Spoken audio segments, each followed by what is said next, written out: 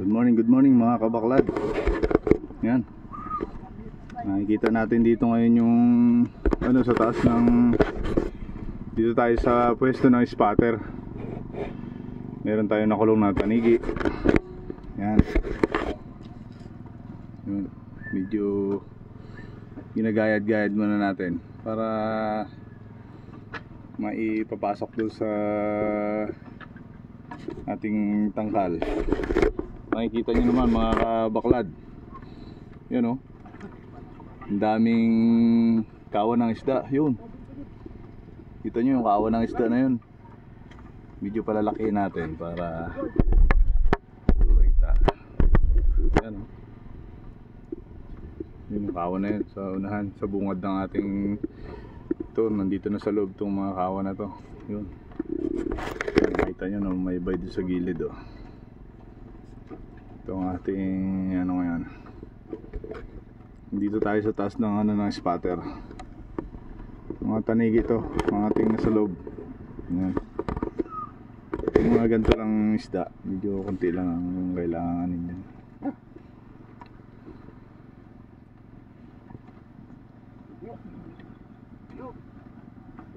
Ito,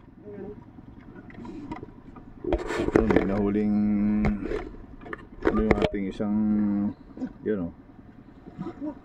karatungan yan dito sa amin. Yan. Yan.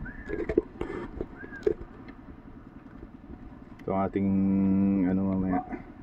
Huwag niyo po kalimutang mag-subscribe at sa aking follow sa aking YouTube at Facebook account, Kabaklad. Sa ating Facebook po ay Julius J. Calmoren. Yun, makikita nyo yung sa ilalim. Medyo tanigi.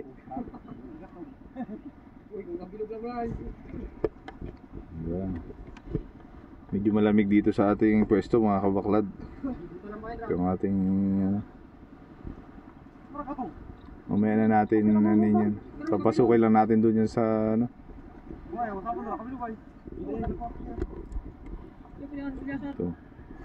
Habang naglilinis sila ng paligid ng ating baklad. Yun, makikita nyo, lumutang. Dalawa, maliliit lang to. Mga limahin na siguro to, 6. Papaana na natin pag